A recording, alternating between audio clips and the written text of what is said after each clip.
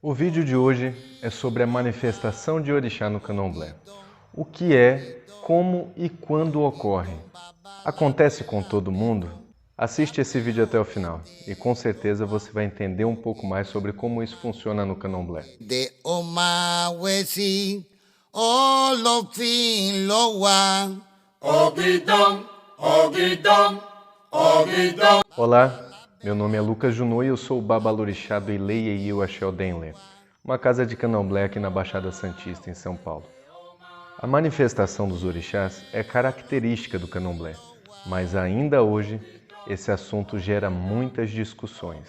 São diferentes interpretações, mas isso acaba confundindo a cabeça das pessoas, especialmente daqueles que estão começando na religião.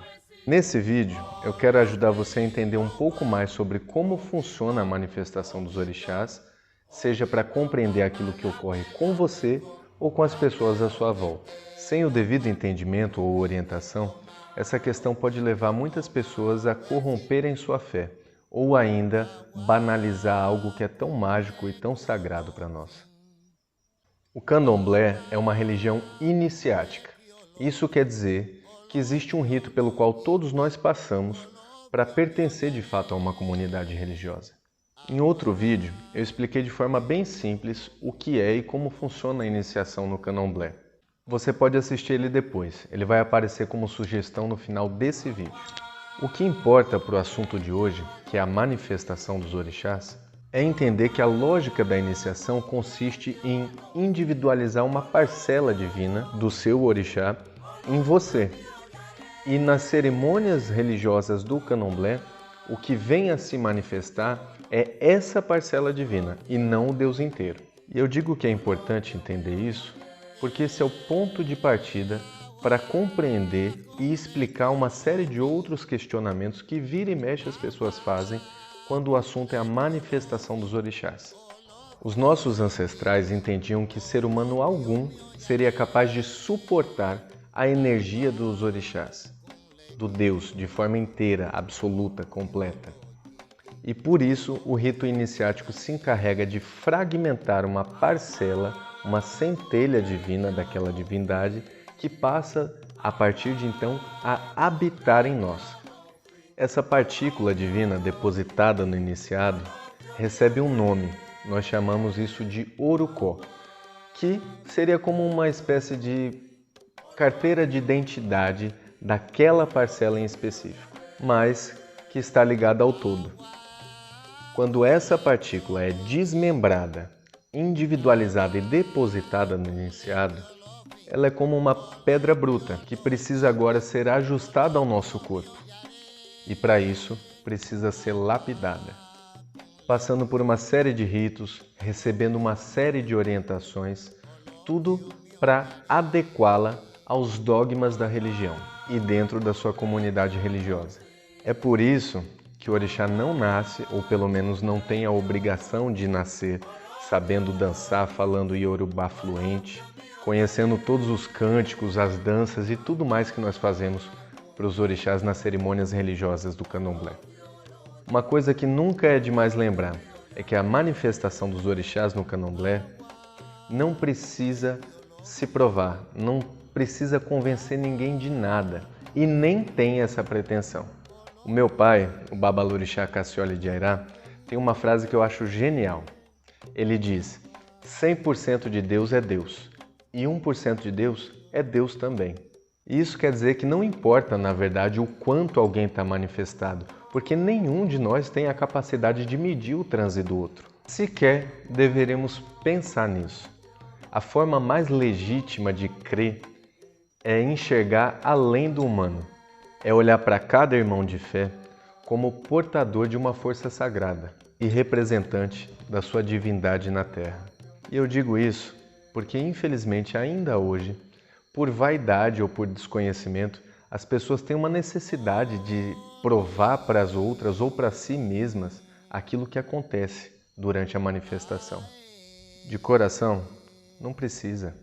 O orixá é milenar, mas a parcela individualizada em cada um de nós é nova e amadurece com o tempo, com as obrigações, com com os direcionamentos e as orientações que recebe. Isso vem com os anos.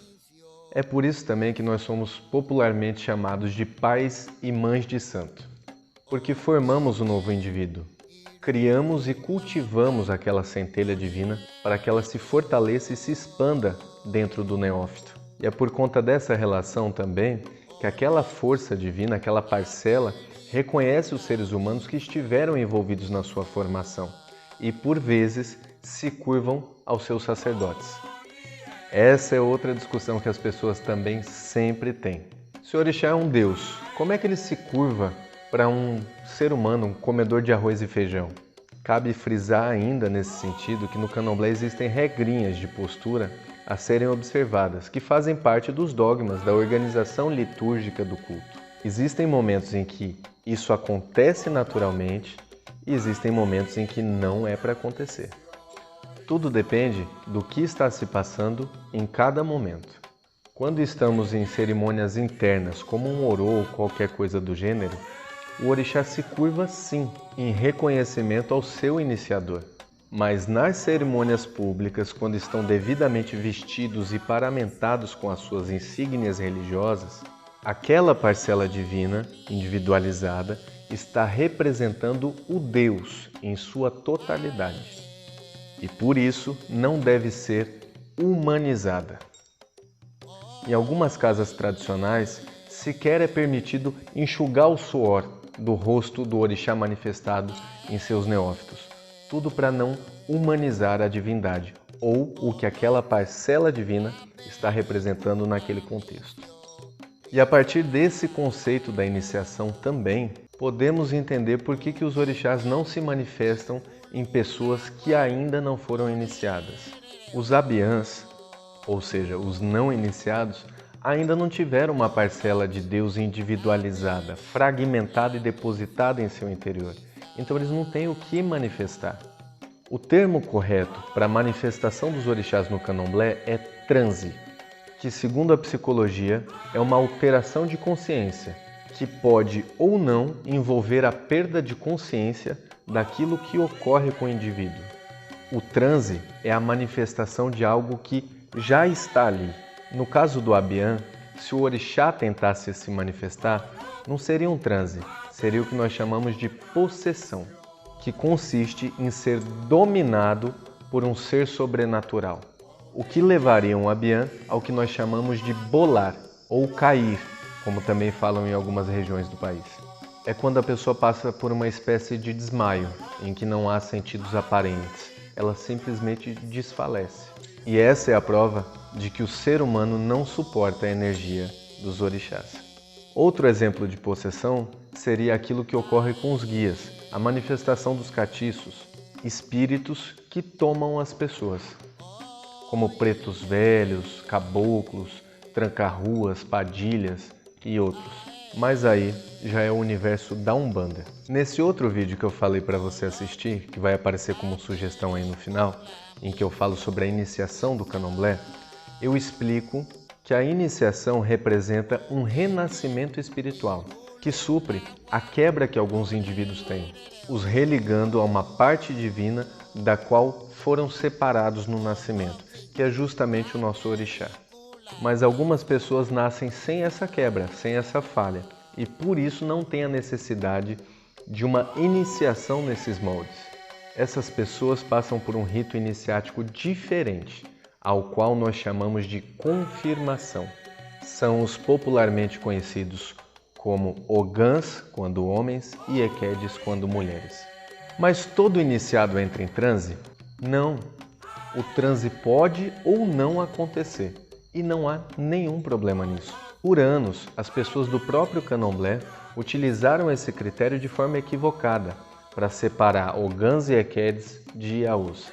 Mas a manifestação de orixá não é o X da questão, e sim a diferença entre esses dois ritos, iniciação e confirmação.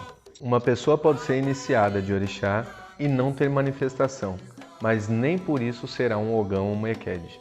Mas um ogã e uma equede confirmados jamais terão uma manifestação de orixá, porque o rito iniciático deles não individualizou uma parcela para dar o transe. Dá para entender?